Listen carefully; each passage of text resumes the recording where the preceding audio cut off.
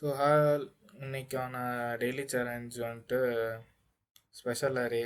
இது வந்துட்டு ஒரு ஈஸி கேட்டகரியில் இருக்கு. ஸோ சால்வ் பண்ணிடலாம்னு நினைக்கிறேன் ஈஸியாக. ஓகே, சால்வ் பண்ணிடலாம். Okay, an array is considered special if every pair of its adjacent contains two numbers with different parity. அதாச்சும் adjacent elements வந்துட்டு டிஃப்ரெண்ட் பேரிட்டியில் இருக்கணும் அப்படிங்கிறாங்க. டிஃப்ரெண்ட் பேரிட்டினா என்ன?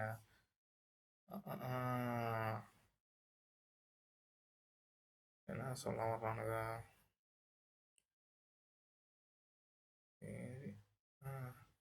இதில் எதாவது பார்ப்போமா? ஓகே, 2 1 4 ஒன்றுனா அது மட்டும் ட்ரூ. 2 1 4னா பேர் ஃபார்ம் பண்ணுறதுனா 2,1 1,4 பண்ணிட்டாங்க. And both of them contain numbers with different parity. Okay, 2 வந்துட்டு ஈவன், 1 வந்துட்டு ஆடு, 1 வந்துட்டு ஆடு, 4 வந்துட்டு ஈவன் அப்படி சொல்கிறாங்களா?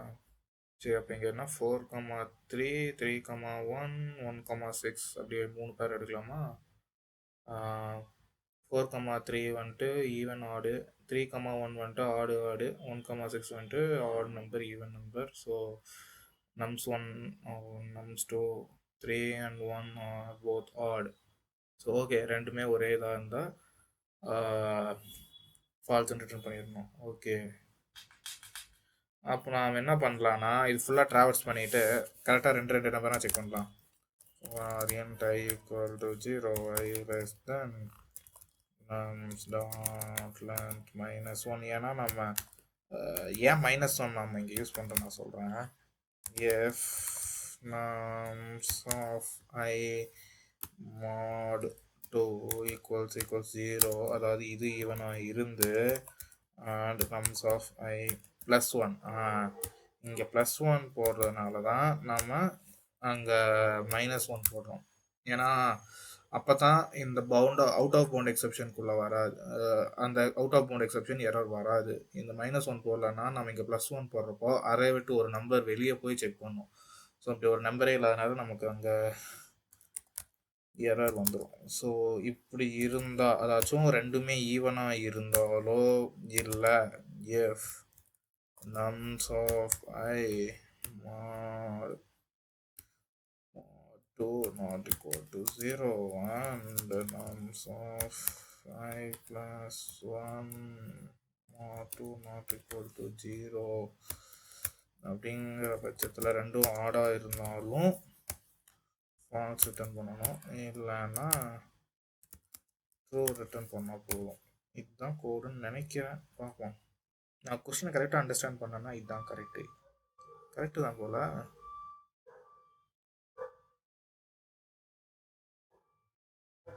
பரவாயில்லையே, ஒரு ஸ்ட்ரைக் வாங்கியாச்சு.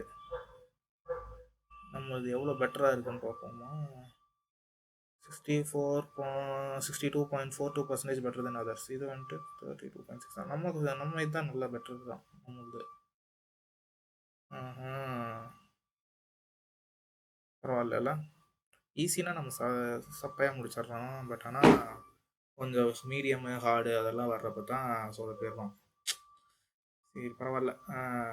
இன்னைக்கு இதுக்கான கொஸ்டின் இப்படி தான் சால்வ் பண்ணணும். ஸோ இது வந்துட்டு டைம் காம்ப்ளெக்சிட்டி என்னன்னா O(1)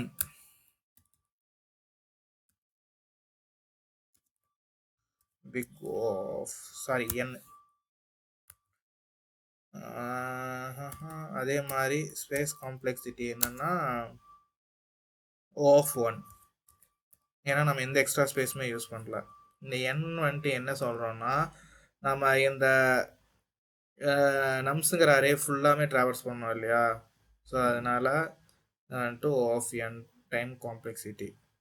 ஓகே, ஸோ இப்போ இதுவே நம்ம பாதி தான் பண்ணோம், இல்லை லாக் இதே மாதிரி நம்ம டைம் காம்ப்ளெக்சிட்டியில் log(n) இருக்குது, O(n²) இருக்குது. இந்த மாதிரி நிறையா டைம் காம்ப்ளெக்சிட்டி இருக்குது. இப்போ log(n)னா இப்போ பைனரி சர்ச்லாம் நமக்கு log(n) காம்ப்ளெக்சிட்டியில் வரும். என்ன நம்ம அந்த ஸ்கொயர் ரூட் இதில் நம்ம முடிக்கலாம். அண்ட் அதுவே இப்போ நம்ம இப்போது இந்த ஃபார் லூப்புக்குள்ளே இன்னொரு ஃபார் லூப் போட்டு யூஸ் பண்ணோம்னு வைங்களேன், அதுவே O(n²) வரும். ஏன்னா இந்த நம்ஸுங்கிற ஒரு அரேவை நம்ம 2 லூப்பில் போட்டு ஒன்றுக்குள்ளே ஒன்று வச்சு நாம் எழுதினோம்னா அது வந்துட்டு n². நாம் இன்னொரு இதில் வேணால் தனியாக டைம் காம்ப்ளெக்சிட்டி ஸ்பேஸ் காம்ப்ளெக்சிட்டி பார்க்கலாம். பட் ஆனால் இந்த கொஸ்டின் இவ்வளோ தான்.